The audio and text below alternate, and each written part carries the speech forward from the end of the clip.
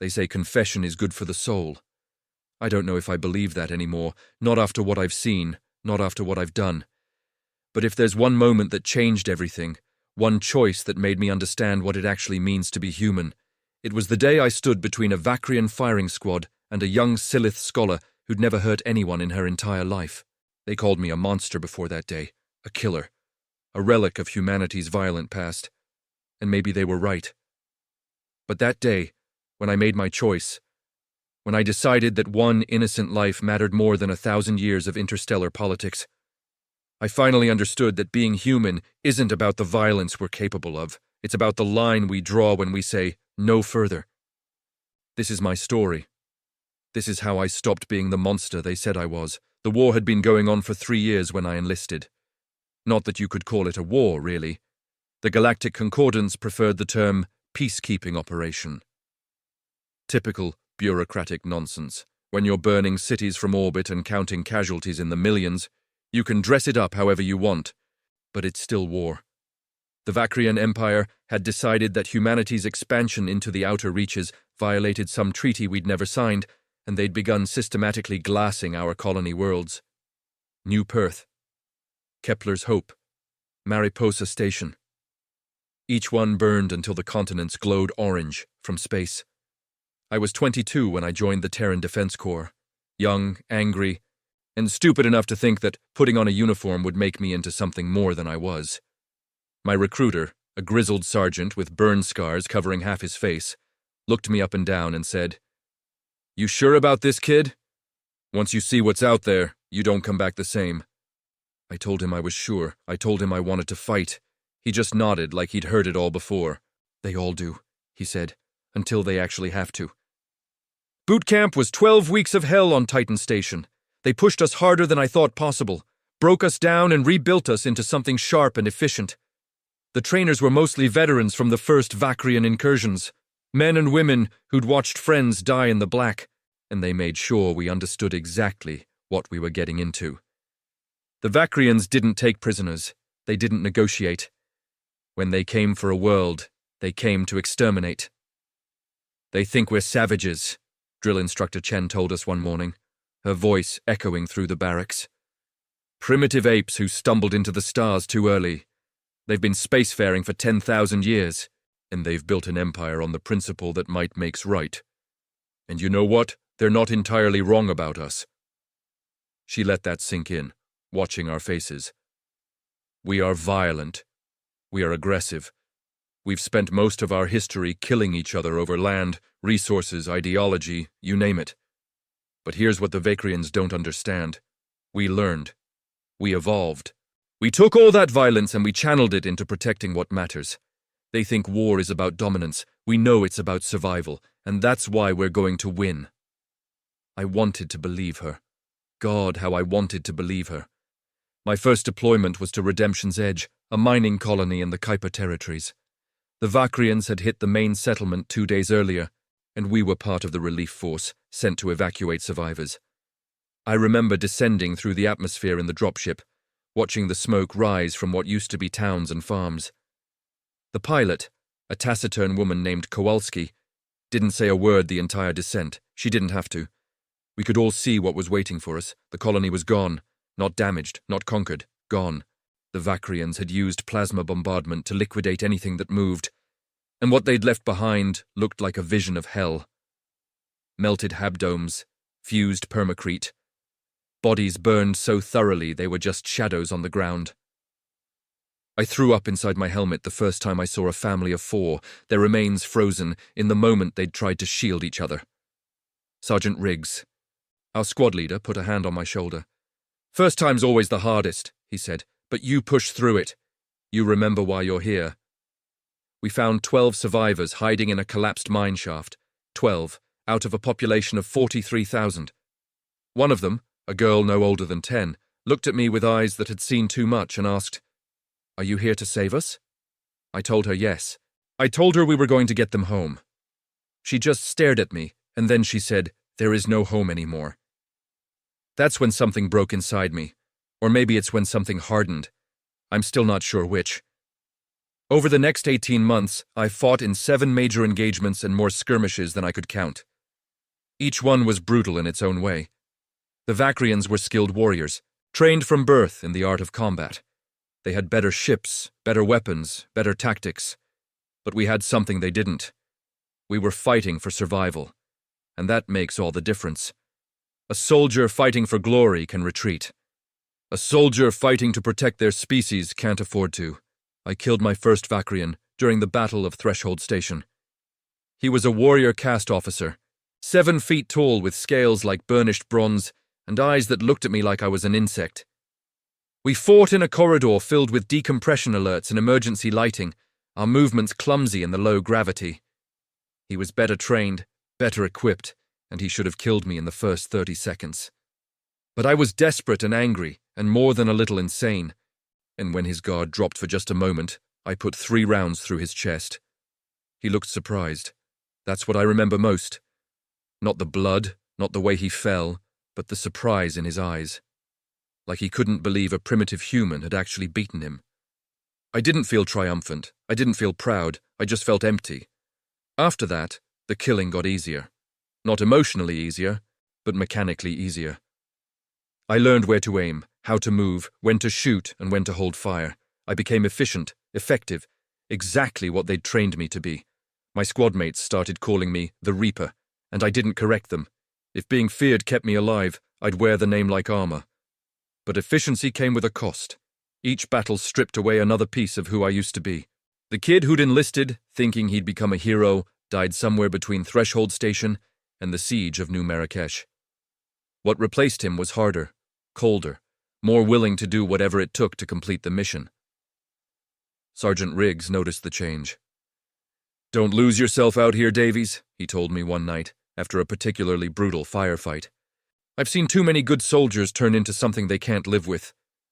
I told him I was fine. I told him I knew what I was doing. He just looked at me with sad eyes and said, "That's what they all say." The Vakrians weren't the only aliens in the Concordance.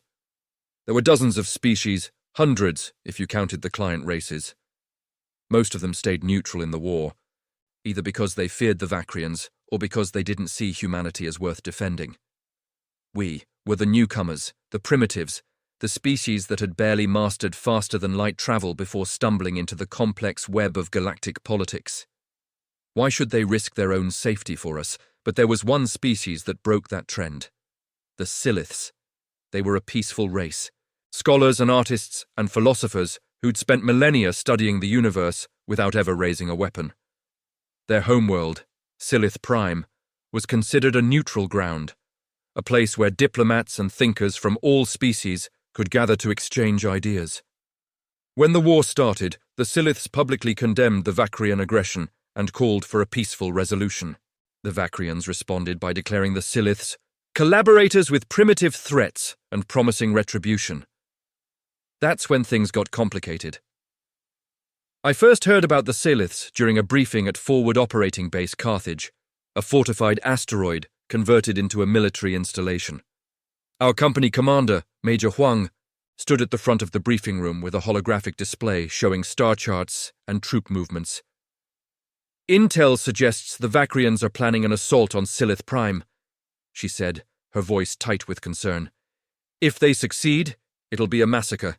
The Siliths have no military, no orbital defense platforms, nothing but some outdated shields and a lot of hope." "So why do we care?"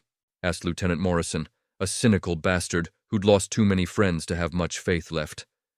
"They're not human. They're not our problem." Major Huang's expression hardened. "Because if we let the Vakrians exterminate a peaceful species just for speaking against them, we're no better than they are. And because the Siliths have been lobbying the Concordance to intervene on our behalf, they've been our only real allies in this entire mess." She paused, letting that sink in. "We've been ordered to deploy to Silith Prime and assist with the evacuation. The Vakrians have a battle group en route, ETA 72 hours. Our job is to buy the civilians enough time to get off-world and then extract ourselves before the hammer falls." Questions? There were plenty of questions, but none of them mattered. Orders were orders. We deployed the next day. Silith Prime was beautiful in a way that made my chest ache. It was a world of towering crystal spires and bioluminescent forests, cities that looked like they'd been grown rather than built. The Siliths themselves were equally striking, tall and willowy, with skin that shifted through pastel colors based on their emotions and large, expressive eyes that seemed to see right through you.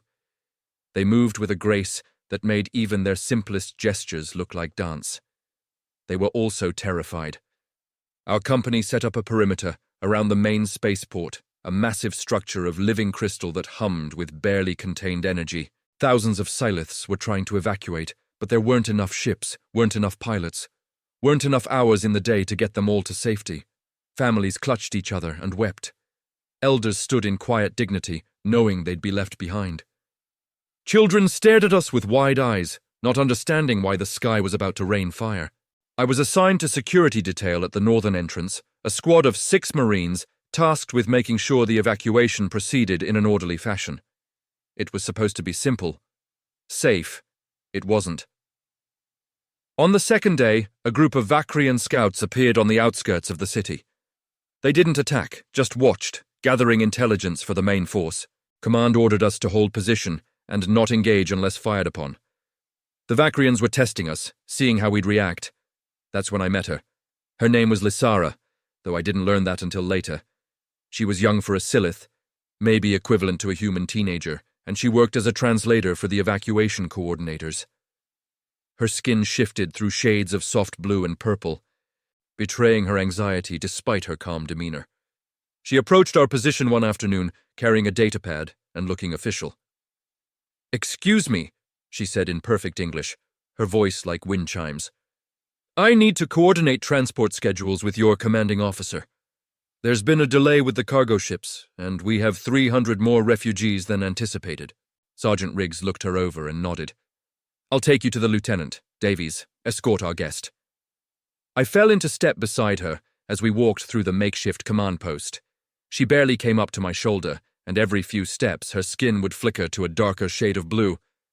"You're frightened," I said. It wasn't a question. She glanced at me, surprised. "You can read our color shifts?" "Briefing materials covered the basics. Blue means stress or fear, right? Among other things." She paused, then added, "Yes, I'm frightened. Wouldn't you be?" I thought about New Perth, about Redemption's Edge, about all the worlds I'd watched burn. "Yeah," I said, "I would be." She studied me for a moment, her large eyes searching my face. "You're different from what I expected.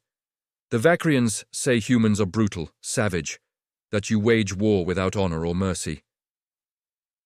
"Maybe we are," I said. "Maybe that's exactly what we are." "I don't think so," she said softly. "I've seen the Vakrians. True savagery doesn't protect civilians. It doesn't evacuate refugees. It just destroys." I didn't know what to say to that. So I just led her to Lieutenant Morrison and tried to ignore the way her words made something twist in my chest. Over the next day, I saw Lysara everywhere. She was always moving, always coordinating, always trying to help one more family get onto a transport. She worked 18-hour shifts without complaint, her skin flickering through exhausted shades of grey and blue. I started making sure she took breaks, bringing her water and ration bars, standing guard while she rested for 20 minutes here and there. "You don't have to do this," she said during one of those breaks, looking up at me with those impossible eyes. "Yes, I do," I said. "Why?" I thought about that for a long time. Why did I care? Why did this one Silith scholar matter to me when I'd watched entire worlds burn and barely flinched? "Because," I finally said, "if I stop caring, I stop being human." She smiled then, a genuine expression of warmth that made her skin glow soft gold. "Then I hope you never stop," she said. The Vakrian battle group arrived early. We had 36 hours left of the evacuation window when the orbital sensors picked up their approach. 6 heavy cruisers, 23 destroyers, and a dreadnought the size of a small moon. Major Huang ordered an immediate acceleration of the evacuation, but we all knew the math didn't work. We had maybe 20,000 civilians still on the ground and nowhere near enough ships to get them off-world before the bombardment began. The Vakrians sent a transmission, broadcast on all frequencies. Silith Prime, you have been declared enemies of the Vakrian Empire. For the crime of supporting primitive insurgents, your world is sentenced to purification. You have 6 hours to surrender any humans present on your surface, or your entire species will be held accountable. The transmission cut off. Major Huang called an emergency meeting of all squad leaders within 10 minutes. The command center was chaos, officers shouting into communicators. Tactical displays showing the approaching Vakrian fleet in terrifying detail. I stood at the back with the other enlisted personnel, watching our officers try to figure out how to save a world that was already lost. "We need to evacuate our personnel immediately," said Captain Rodriguez, his voice strained. "If we stay, we're all dead, and we can't help anyone if we're dead." "Negative," Major Huang snapped. "We were sent here to protect these people. We don't abandon them just because the odds got worse." "Ma'am, with respect, the odds didn't get worse. They became impossible. That's a full battle group. Our entire fleet couldn't stand against that kind of firepower, and we've got 3 frigates and a prayer." Lieutenant Morrison stepped forward. "There's another option. We surrender ourselves to the Vakrians. That's what they want, right? They want humans. We give them the company. They leave the Siliths alone." The room went silent. Major Huang looked at Morrison like he'd suggested murdering puppies. "You're seriously proposing we turn ourselves over to the Vakrians?" "I'm proposing we save 20,000 innocent lives by sacrificing 240 soldiers who signed up to die if necessary." They won't just take us prisoner, Lieutenant. You know what they do to captured humans. They'll broadcast our executions across the entire Concordance as a warning to anyone who opposes them." "I know," Morrison said quietly. "But maybe that's the price we pay. Maybe that's what being a soldier actually means." I felt something cold settle in my stomach, because he wasn't wrong. If we could save the Siliths by giving up our own lives, wasn't that the right choice? Wasn't that exactly what we'd trained for?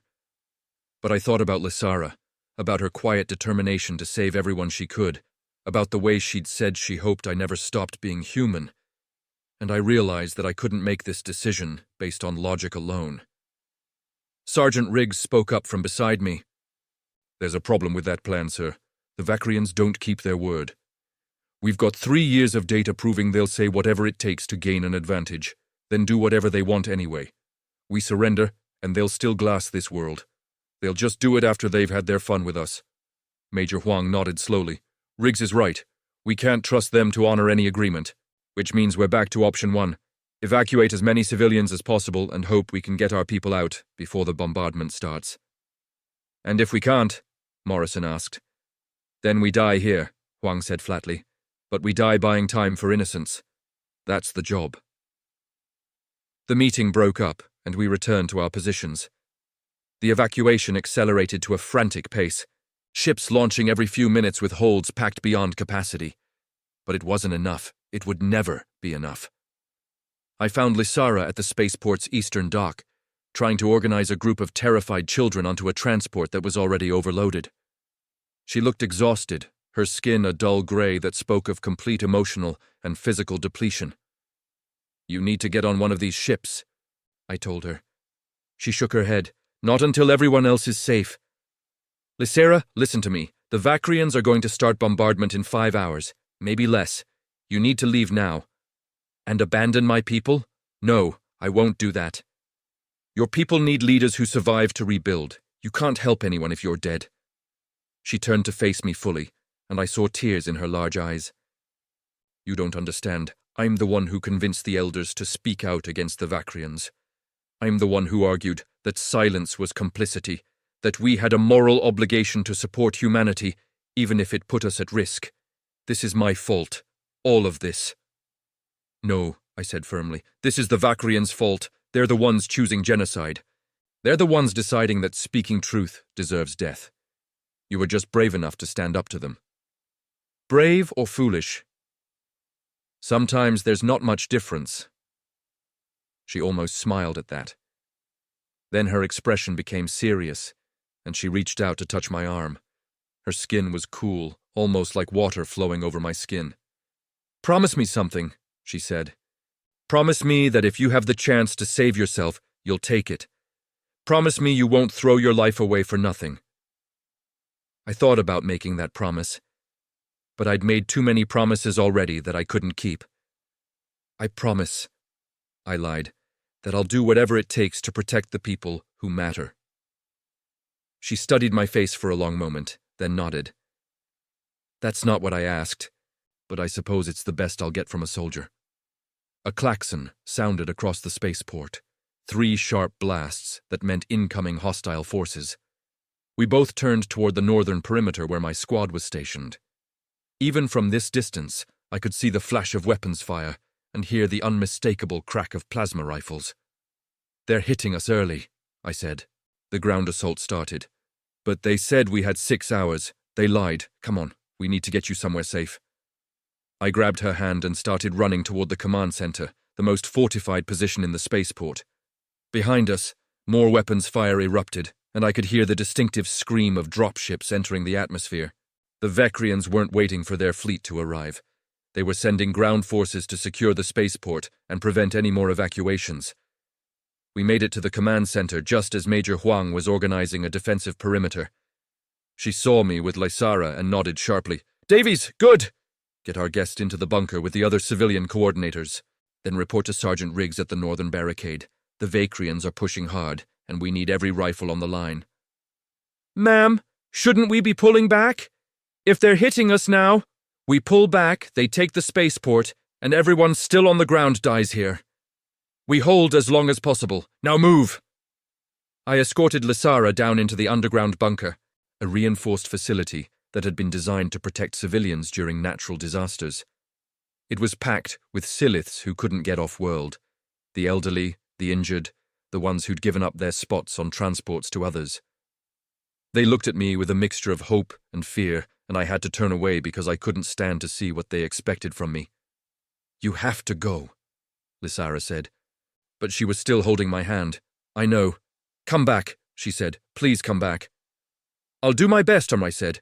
And then, because I needed her to know, I added, "You were right, by the way.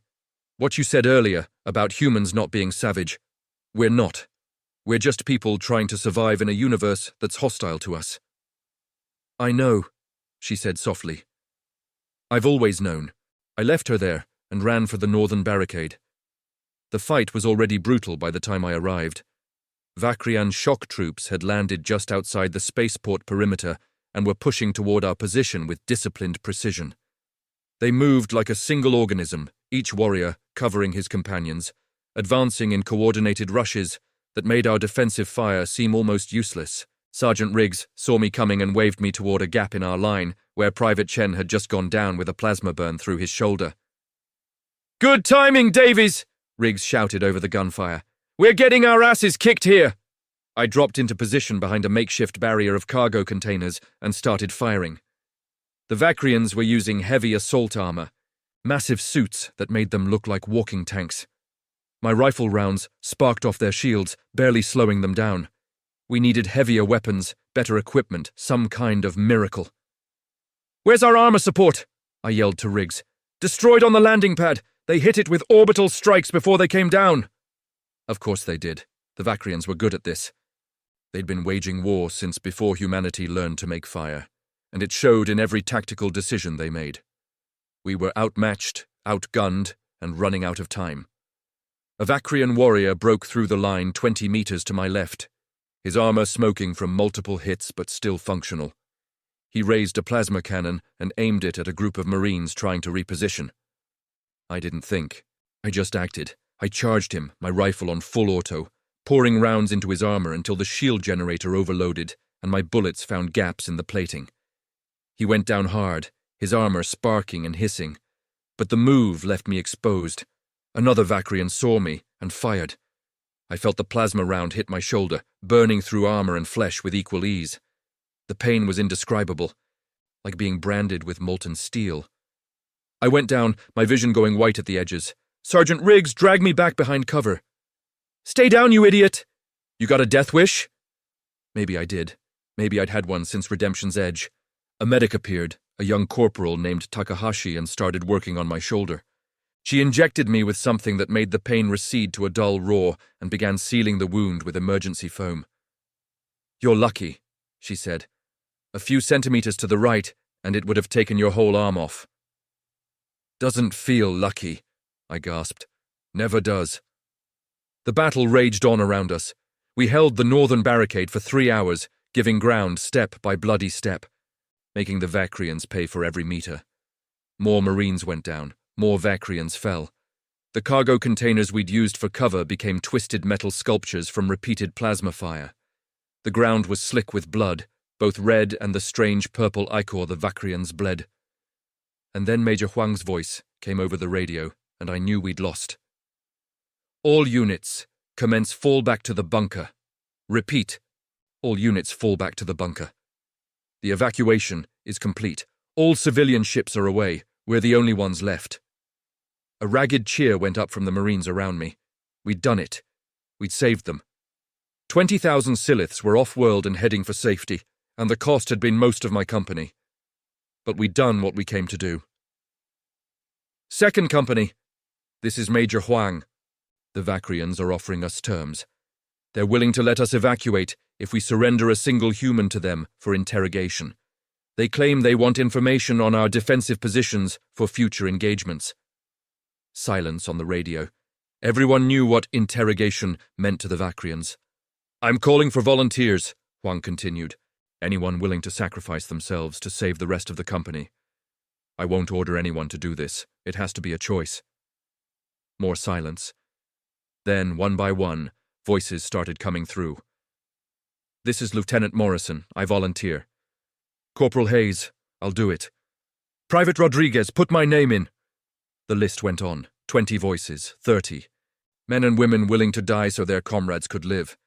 It should have filled me with pride. Instead, it just made me feel empty.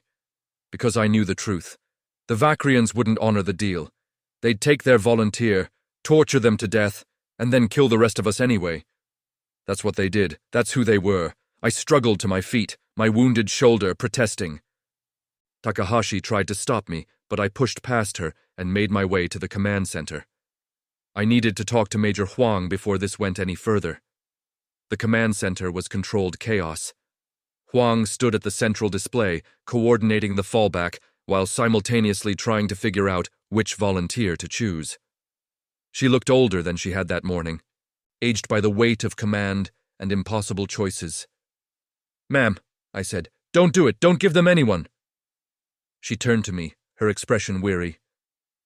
Davies, you should be with the medics. I'm fine. Ma'am, please listen to me. They're not going to honor the deal. You know that, right? This is a trap. Of course it's a trap. But if there's even a chance, they'll let the rest of the company go. There's no chance. They're going to kill us all. The only question is whether we die with dignity or die on our knees. She studied me for a long moment. You want us to fight to the last person? I want us to not hand them victims. I want us to remember who we are. And who are we, Corporal Davies? I thought about that. Thought about Lysara, about the children we'd saved, about the way the Siliths had looked at us with hope, despite every reason to despair. We're the people who draw a line, I said. We're the people who say no further, even when it's hopeless, even when it's stupid, even when we know we're going to lose, because that's what makes us human. Huang's expression softened slightly. That's a nice sentiment, but sentiments don't save lives. Neither does collaboration with genocidal bastards. She almost smiled at that. Fair point. Before she could respond further, alarms started blaring throughout the command center. The tactical display lit up with new contacts, hundreds of them, closing on the bunker from all sides. They're breaching the perimeter, one of the officers shouted. Vakrian heavy assault units, moving in fast! The radio crackled. A Vakrian voice, speaking in heavily accented English. Humans, your time for decision is over. We are coming for you.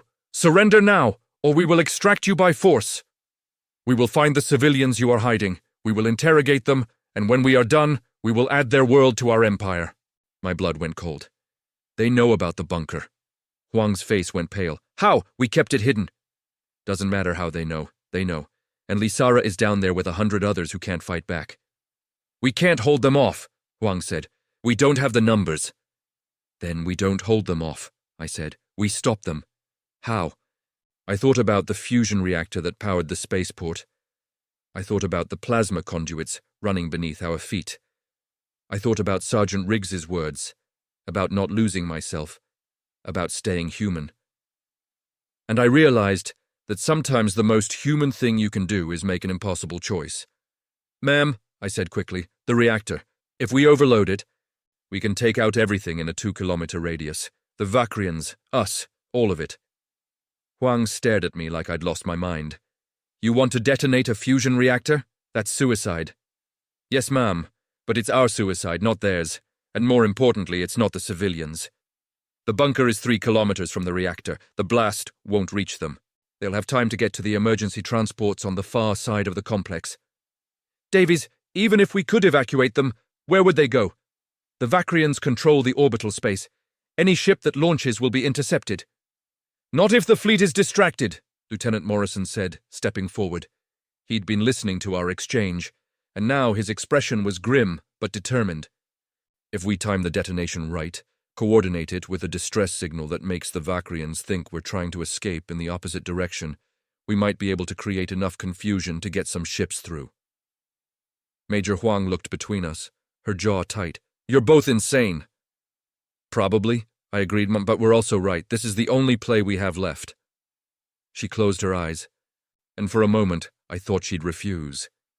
Then she opened them again, and I saw the decision written there. "All right," she said quietly. "We do it. Morrison, start coordinating the civilian evacuation. Get them to the far transports. Tell them they have 15 minutes, no more. Davies, you're with me.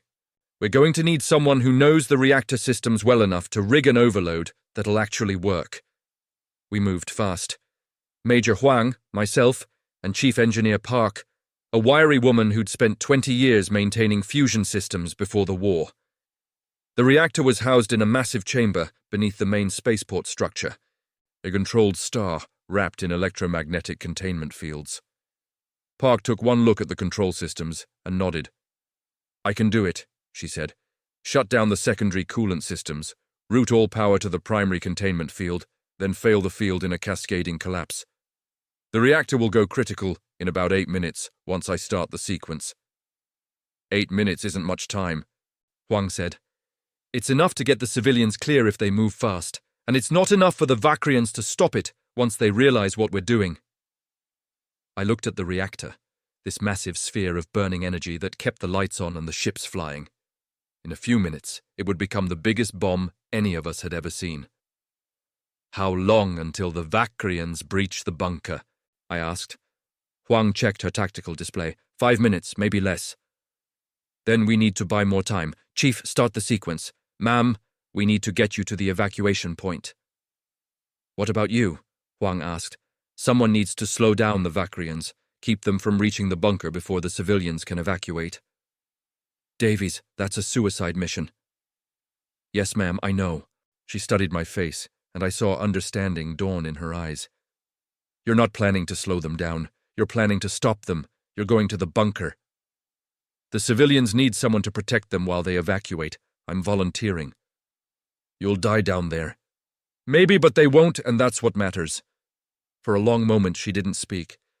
Then she reached out and gripped my shoulder, the good one, and nodded once. "Make it count, Corporal." "Always do, ma'am." I left them there and ran for the bunker. My shoulder was screaming at me, the emergency foam doing its best but not quite enough to mask the pain. I could feel blood seeping through my armor, warm and sticky against my skin. None of it mattered. I had a job to do. The bunker entrance was under assault when I arrived. A squad of Marines was holding the door against Vakrian shock troops, trading fire in the narrow corridor leading down. Bodies littered the ground, both human and alien. The air stank of ozone and burned flesh. Sergeant Riggs saw me coming and waved me over. "Davies, what the hell are you doing here? You should be with the evacuation." "Change of plans, Sergeant?" "We're buying time for the civilians to get out. The reactor's going critical in about 7 minutes. Anyone who wants to live needs to be 3 kilometers away when it blows." His eyes widened. "Jesus Christ, you're serious?" "As a heart attack, get your people out of here. I'll hold the door." "You can't hold it alone." "I'm not going to hold it." I'm going to close it behind me and make sure none of these bastards get through. Riggs grabbed my vest, his face inches from mine. Don't do this. Don't throw your life away. I'm not throwing it away. I'm spending it on something that matters. Now go. That's an order. You're a corporal. You can't give me orders. Then consider it a really strong suggestion. He held my gaze for a long moment, then released me and nodded to his squad. Fall back! Everyone to the evacuation point! Double time! The Marines pulled back, leaving me alone in the corridor with a rifle, 3 magazines, and a very short countdown. I could hear the Vakrians on the other side of the door, their voices harsh and guttural, coordinating their next assault. They'd breach any second now. I cycled the door lock and stepped inside the bunker. The scene inside was chaos. Siliths running in every direction, civilian coordinators trying to maintain order, the wounded being carried toward the far exit. And in the middle of it all, Lysara, her skin flashing through panicked shades of purple and red as she tried to help an elderly Silith who'd fallen. She saw me, and her expression transformed from fear to something else. Relief. Joy. I couldn't tell. You came back, she said, rushing over to me. I promised I would. The other soldiers said everyone was evacuating. They said... She stopped, seeing the blood on my armor, the grim set of my jaw. You're not evacuating. No. Why not? Because someone needs to make sure you get out safely, and that someone is me. Her skin went pale, almost white. No, you can't. You'll die here. Maybe, but you won't. And every Silith in this bunker will have a chance to escape. That's worth it. Not to me. Her voice broke and tears spilled down her face. You matter too. Your life matters. I know, I said gently, but right now yours matters more. Behind me, I heard the corridor door explode inward. The Vakrians were coming. Go, I told her. Get everyone out of here. You have about 6 minutes before this whole place goes up. Come with us, please. I can't. If I leave, they'll follow. They'll catch you before you can escape. This is the only way. She stared at me, and I saw the moment she understood. The moment she realized I'd already made my choice, and nothing she said would change it. Then I'm staying with you, she said. Like hell you are. You can't stop me. Lysara, don't do this. Don't make my sacrifice meaningless. And don't make mine meaningless either. She straightened, her skin shifting to a determined shade of gold. You taught me something, Davies. You taught me that being brave means making the hard choice, even when you're terrified, so that's what I'm doing. Before I could respond, the first Vakrian warriors appeared in the doorway. 3 of them, massive in their assault armor, weapons raised. They saw me standing there with Lysara beside me, and one of them laughed. A human and a Silith, he said in accented English. How touching. You will both die together. That's the plan, I said and opened fire. The next 5 minutes were the longest of my life. I fought with everything I had, every trick I'd learned in 3 years of war. I used the bunker's layout against them, forcing the Vakrians to come through narrow chokes where their numbers didn't matter. I made them pay for every step with bullets and grenades and pure desperate fury. Behind me, I could hear Lysara coordinating the evacuation, her voice calm and steady despite the chaos. My rifle ran dry. I switched to my sidearm. That ran dry too. I picked up a Vakrian plasma weapon from a fallen warrior and used that until it overheated and burned my hands. I fought with a combat knife. I fought with my fists. I fought because stopping meant death, and I still had people to protect. A Vakrian blade caught me across the ribs. Another plasma bolt burned through my leg. I went down hard, my vision swimming. A Vakrian warrior loomed over me, his weapon raised for the killing blow, and then Lysara was there, interposing herself between us. No, she said. Her voice was quiet but firm. You will not kill him. The Vakrian stared at her in confusion. Move aside, Silith. This does not concern you. It concerns me more than anything in my life. This human risked everything to protect my people. I will not let you take him. Then you will die with him, if that's what it takes. The Vakrian raised his weapon and I tried to shout, tried to warn her, but my throat was too damaged to make sound. This was it. This was how we'd die. Together. And then the world turned white. The reactor went critical 3 seconds early. Maybe Chief Park had miscalculated, or maybe the damage to the facility had accelerated the cascade. It didn't matter. The fusion containment failed, and a miniature star burst free of its magnetic prison. The blast wave hit like the fist of an angry god.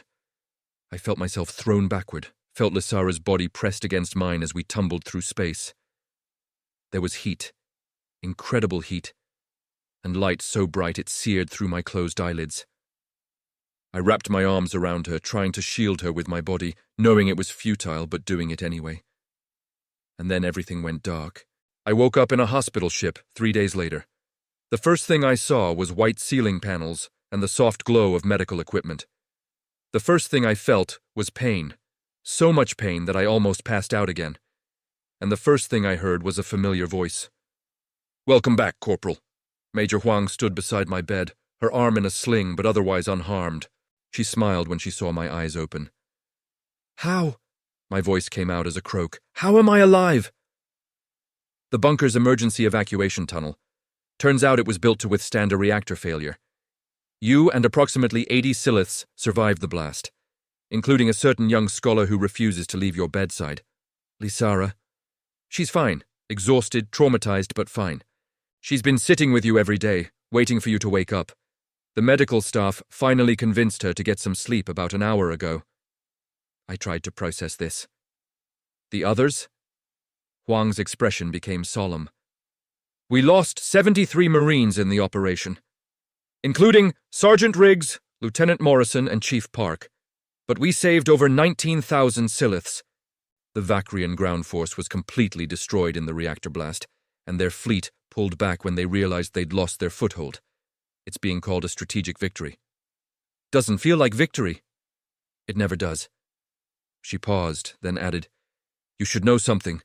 The Galactic Concordance is investigating the Vakrian actions at Silith Prime. The Siliths are testifying about what happened, about how humans protected them when no one else would. Public opinion is shifting. For the first time since this war started, other species are questioning whether the Vakrians are really the civilized ones. Good, I manage. That's good. There's more. The Silith High Council has formally requested that humanity be granted full Concordance membership. They're citing your actions specifically as proof that humans deserve a seat at the table. They're calling you a hero. I closed my eyes. Hero. The word felt wrong in my mouth. I wasn't a hero. I was just a soldier who'd been in the right place at the right time to make a choice. I'm not a hero. Ma'am. I'm just a guy who didn't want to watch any more innocents die. That's exactly what makes you a hero, Davies. Over the following weeks, I recovered slowly. The injuries were extensive, but nothing that modern medicine couldn't fix given enough time. Lysara visited every day, sitting beside my bed and telling me about the rebuilding efforts on Silith Prime, about the memorial they were planning for the fallen, about the new alliance forming between humans and Siliths. You changed everything, she told me one afternoon. Before Silith Prime, the galaxy saw humans as dangerous primitives. Now they see you as protectors, as people who will stand up for what's right, even when it costs them everything. I just did what anyone would do. No, she said firmly. You did what only someone truly brave would do. You drew a line and said, no further. And you held that line even when it seemed impossible. She reached out and took my hand, her skin warm and shifting through soft shades of pink. I have something for you, she said, pulling out a small crystal pendant. It's a Silith tradition. We give these to people who've saved our lives. It's called a heartstone. It means you'll always have a place among my people. She fastened it around my neck, and I felt the crystal's weight settle against my chest. Thank you, I said, for everything. For believing in me when I didn't believe in myself. Thank you for showing me what courage really looks like. 6 months later, I was discharged from active duty with full honors. The war was still going, but something had shifted. More species were joining the fight against the Vakrians. The tide was turning, slowly but inevitably. And humanity, the species everyone had dismissed as too violent, too primitive, too dangerous, was leading the charge. They offered me medals, promotions, a position training new recruits. I turned them all down. I'd seen enough war for one lifetime. Instead, I accepted an offer from the Silith Diplomatic Corps. They needed someone who understood both human and Silith culture, someone who could help build the bridges between our species, someone who knew that protecting the innocent wasn't about politics or strategy, but about being willing to stand up and say, "Not on my watch." Lizara is my primary contact. We work together, traveling between human and Silith worlds, helping refugees resettle, coordinating aid efforts, making sure the mistakes of Silith Prime never happen again. It's good work. Important work. And for the first time in years, I feel like I'm doing something that matters. Sometimes, late at night, I still have nightmares about that bunker, about the corridor stacked with bodies, about the moment I thought Lysara would die in my arms, but I also dream about the moment she stepped in front of me, willing to sacrifice herself to protect someone she barely knew. I dream about the way she looked at me and said, "Your life matters too." They say confession is good for the soul, and maybe they're right. Because telling this story, remembering every moment of that impossible day, helps me understand something I couldn't see at the time. The Vakrians called us monsters, savages, primitives who stumbled into the stars without understanding what we'd find there. And maybe, once upon a time, they were right. Maybe humanity was all those things, but we changed, we learned. We took all that violence and aggression and we channeled it into something better, something noble. We became the people who draw lines in the sand and defend them with everything we have. We became the people who look at impossible odds and say, "Try me." We became the people who protect the innocent, even when it costs us everything. That's what it means to be human. Not the violence, not the aggression, but the moment when we choose something greater than ourselves, the moment when we look at someone who needs help and say, "I'm here. You're not alone. I'll stand between you and the darkness, no matter what it costs me." And that's a legacy worth fighting for. I still wear Lysara's heartstone every day. It reminds me of the choice I made in that bunker, the line I drew that changed everything. It reminds me that even in the darkest moments, even when all hope seems lost, humans have this incredible ability to surprise everyone. We don't fear war. We fear becoming the kind of people who accept injustice as inevitable. And that makes all the difference. So when people ask me why I did it, why I stayed behind when I could have saved myself, I tell them the truth. Because someone had to. Because protecting the innocent isn't a job or a duty or an obligation. It's who we are. It's who we choose to be. And that choice, more than any weapon or strategy or fleet of warships, is what makes humanity worth defending. That's the story. That's how a monster became a soldier, became a man, who finally understood what it means to be human. And I wouldn't change a single moment of it.